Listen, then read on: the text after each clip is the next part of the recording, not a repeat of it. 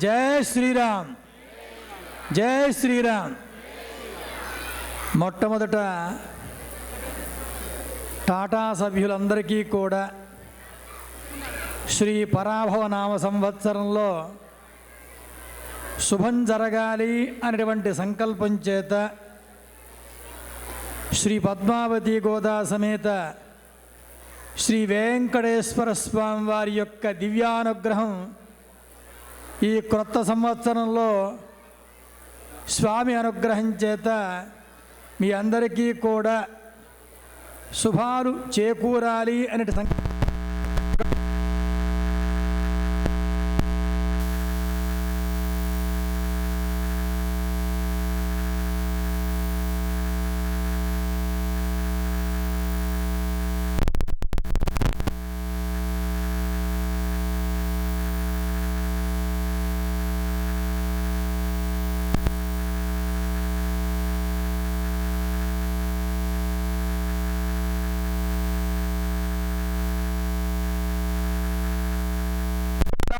కోసం భగవంతుడి యొక్క దివ్యాశిశుల చేత పరాభవాలు తగ్గించుకొని దానిలో భాగంగా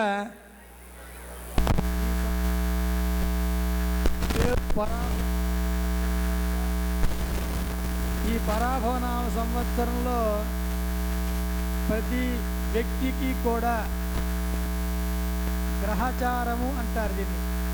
అంటే ప్రతి వ్యక్తి కూడా ఈ సంవత్సరంలో వారికి జరిగేటువంటి శుభాలు ఏదైతే ఉన్నాయో, రాజపూజ అవమానాలు కానీ, అలాగే ఆదాయ వ్యయముల్లో కూడా ఏ ఏ లోపాలున్నాయో ముందుగా తెలుసుకొని ఆ తరువాత వాటిని ఎలా సవరించుకోవాలి, సరిదిద్దుకోవాలి అనేటువంటి దాని గురించి మనం మాట్లాడకుండా మొట్టమొదటి ఎందుకు ఈ పంచాంగం వినాలి, పంచాంగము అంటే అర్థమేమిటి, తిథి వార నక్షత్ర యోగ కరణములు ఈ ఐదింటిని కలిపి పంచాంగములు అంటారు. అయితే ఈ పంచాంగం అంటే ఎవరు అంటే, పంచాంగం అంటే కాలాన్ని బట్టి కాలం యొక్క ప్రభావం చేత మనమందరం కూడా కాలబద్ధులై ఉంటాం. భగవంతుడి దగ్గరికి వెళ్ళినా వెళ్ళకపోయినా ప్రతి వ్యక్తి కూడా కాలబద్ధుడై ఉంటాడు. కాలం అంటే ఏమిటి? కాలశ్చ నారాయణః అని నారాయణ ఉపనిషత్తు చెబుతూ ఉంది. కాలం అంటే పరమాత్మ, కాలం అంటే నారాయణుడు. అందుకనే మనమందరం కూడా ప్రొద్దున పూట చేయవలసిన పనులు ప్రొద్దున పూట చేస్తాం, మధ్యాహ్నం చేయవలసినటువంటి పనులు మధ్యాహ్నం చేస్తాం, సాయంకాలంలో చేసేటువంటి పనులు సాయంకాలంలో చేస్తూ, అంటే మనమందరము కూడా డైరెక్ట్గా కానీ ఇండైరెక్ట్గా భగవంతుడి యొక్క బద్ధులై పనిచేస్తూ ఉంటా. అంటే కాలం అంటే పరమాత్మ కనుక పరమాత్మకు అనుగుణంగా మన పనులన్నీ చేస్తూ ఉంటా. అయితే ఇక్కడ కాలం అంటే పరమాత్మ అని చెప్పుకున్నాం కనుక ఈ కాలక్రమంలో ఈ సంవత్సరం పంచాంగం ఎందుకు వినాలి అంటే, ప్రతి వ్యక్తి కూడా దోషాలుంటాయి. ఒక డాక్టర్ గారి దగ్గరికి వెళ్తాం మనం, ప్రతి 6 మాసాలకి వెళుతూ ఉంటాం. వ్యాధి ఉన్నా వ్యాధి లేకపోయినప్పటికి కూడా వెళతాం. కారణం ఏమిటి అంటే, ముందుగా వెళ్ళడం చేత మన లోపంలో మన శరీరంలో ఏది వాటిని సవరించటం కోసం మనం డాక్టర్ గారి దగ్గరికి వెళ్తాం. అలాగే ఈ మనందరికీ కూడా గ్రహచార దోషాలు ఉంటాయి. ప్రతి వ్యక్తికి కూడా చాలామంది వచ్చి అడుగుతూ ఉంటారు.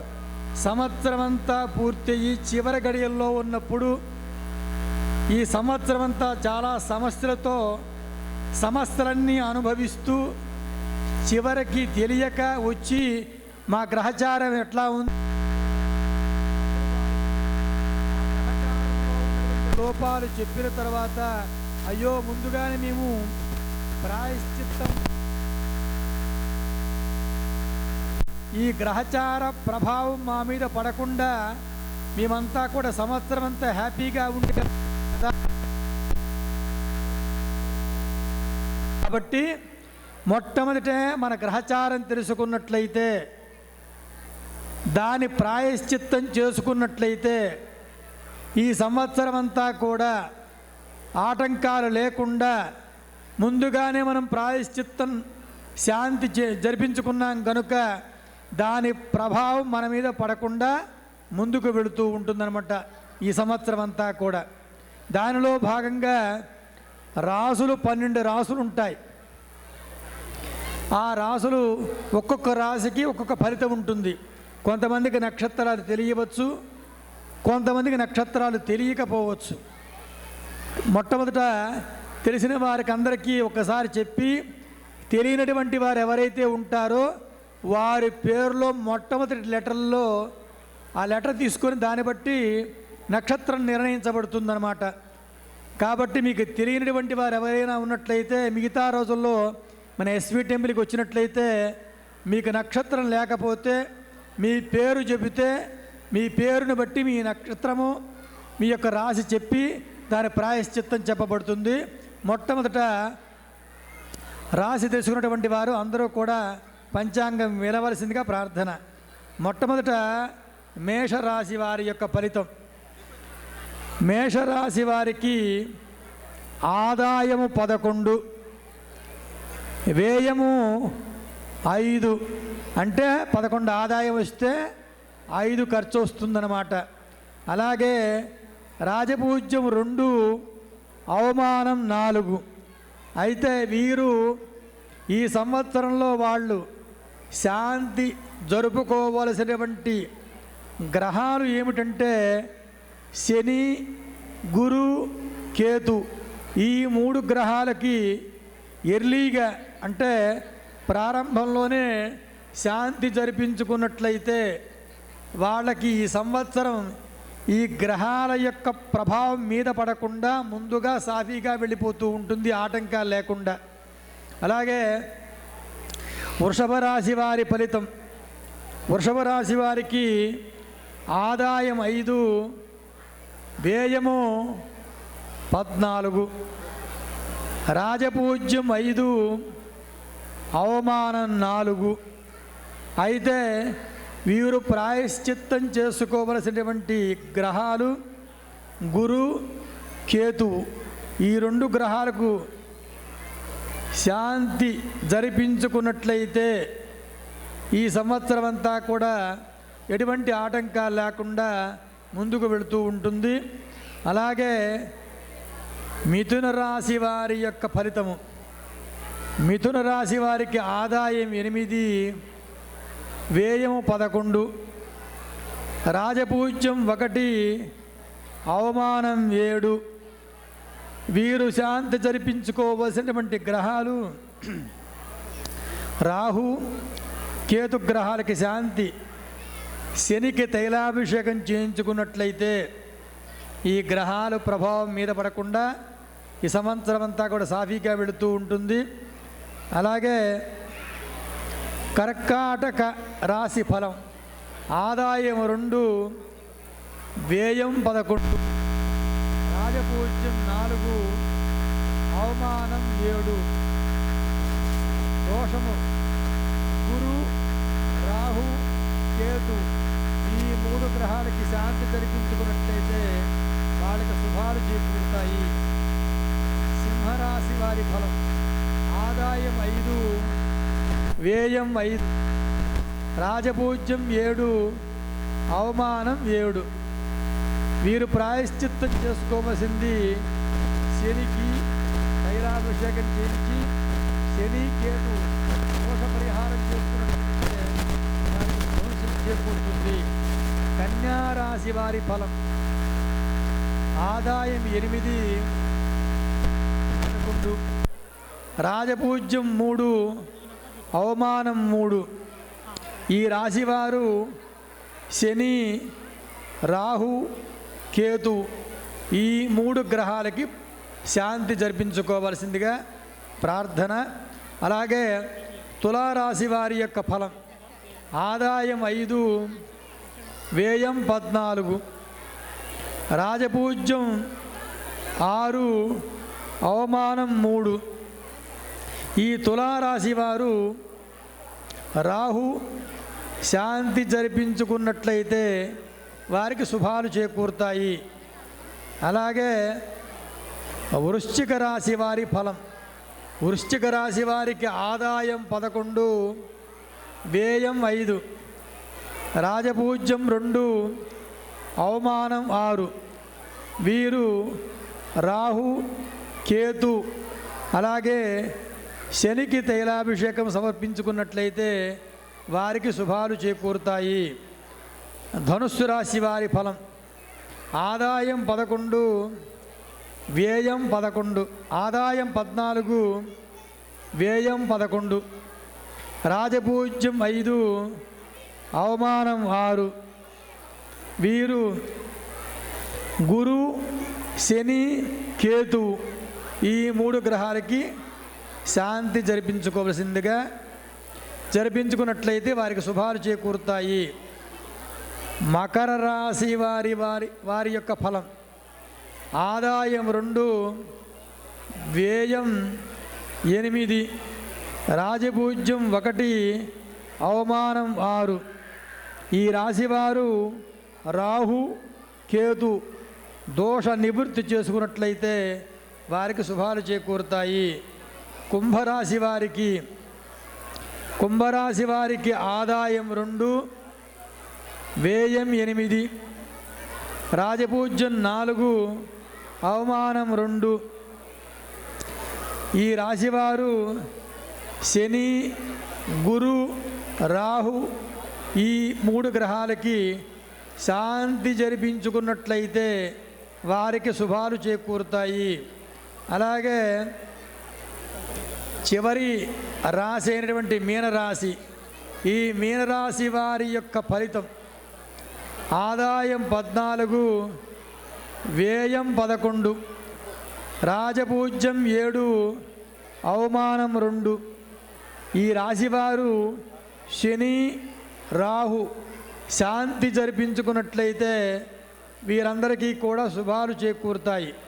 కాబట్టి వీటిని నిర్లక్ష్యం చెయ్యకుండా మొట్టమొదటే మనం ప్రాయశ్చిత్తం చేసుకున్నట్లయితే ఈ గ్రహాల ప్రభావం మన మీద పడకుండా ఈ సంవత్సరం అంతా కూడా మనకు శుభాన్ని చేకూరుస్తుంది.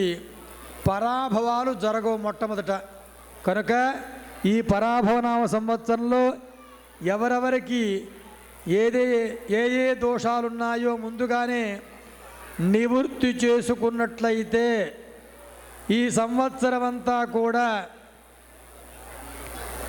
పరాభవన సంవత్సరంలో దాని యొక్క ప్రభావం మన మీద పడకుండా ఈ సంవత్సరం అంతా కూడా ఆనందమైనటువంటి జీవితం కలుగుతుంది, ఆనందమైనటువంటి అనుగ్రహాన్ని కలుగుతుంది. కనుక భక్తులంతా కూడా, టాటా సభ్యులందరూ కూడా ఈ పంచాంగంలో ఉన్నటువంటి విషయాన్ని గ్రహించి ప్రాయశ్చిత్తం చేసుకుని మీ టాటా సభ్యులందరూ కూడా వర్ధతాం అభివర్ధతాం అన్నట్లుగా శ్రీ పద్మావతి గోదా సమేత శ్రీ వెంకటేశ్వర స్వామి వారి యొక్క దివ్యానుగ్రహం చేత టాటా సభ్యులంతా కూడా ఆనందమైనటువంటి జీవితాన్ని గడపాలి, ఆనందమైనటువంటి అనుగ్రహాన్ని, భగవంతుని యొక్క అనుగ్రహాన్ని పొందాలని సంకల్పం చేత మీ అందరూ కూడా ఇలాగే కళకళలాడుతూ అందరూ ఆనందమైనటువంటి శాశ్వతమైనటువంటి జీవితాన్ని, శాశ్వతమైన ఆనందాన్ని పొందాలనే సంకల్పం చేత మీ అందరికీ కూడా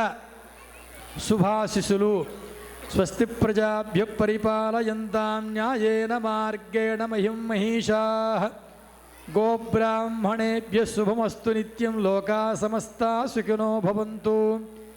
కాలే వర్షతు పర్జన్య పృథివీ సస్యశాలినీ. దేశోऽयं క్షోభరహితో బ్రాహ్మణా సంతు నిర్భయాః. కావేర్యవర్ధతాం కాలే కాలే వర్షుతవాసవః శ్రీరంగనాథో జీతు శ్రీరంగస్త్రీశ్చ వర్ధతాం. సర్వే జనా సుఖినో భవంతు. జై శ్రీరామ్, జై శ్రీరామ్, జై శ్రీరామ్. అలాగే మనకి వసంత నవరాత్రి మహోత్సవాలు జరుగుతూ ఉన్నాయి. దీనిలో ప్రధానంగా రామచంద్ర ప్రభు, భద్రాద్రి రాముడు, అయోధ్య రాముడు కలిసి మనందరిని అనుగ్రహించడం కోసం, ఇక్కడ ఉన్నటువంటి టాటా సభ్యులందరినీ అనుగ్రహించడం కోసం స్వామి యొక్క దివ్యాశిసులు మీ అందరికీ ప్రసాదించాలని సంకల్పం చేత మన క్యారీపటంలో వేయించేసి ఉన్నటువంటి సీతా లక్ష్మణ హనుమ సమేత శ్రీ రామచంద్ర స్వామి వారి యొక్క దివ్యానుగ్రహం, రామచంద్ర ప్రభు యొక్క దివ్యానుగ్రహం మీ అందరికీ కలుగు కాక అని చెప్పి అందరికీ ఆశీర్వచనం. ఓం శతమానం భవతి శతాయ పురుషస్తేంద్రియ ఆయుష్యేవేంద్రియే ప్రతిష్టతి. వక్త్రాబ్జే భాగ్యలక్ష్మీ కరతల కర్మలే సర్వదా దానలక్ష్మీ దోర్దండే ధీరలక్ష్మీ హృదయ సరసజ భూతకారుణ్యలక్ష్మీ ఖడ్గాగ్రే శౌర్యలక్ష్మీ నిఖిల గుణగణాడంబరే కీర్త్యులక్ష్మీ సర్వాంగే సౌమ్యలక్ష్మీ త్వయి తు విజయతాం సర్వసామ్రాజ్యలక్ష్మీ. సర్వే జనా సుఖినో భవంతు.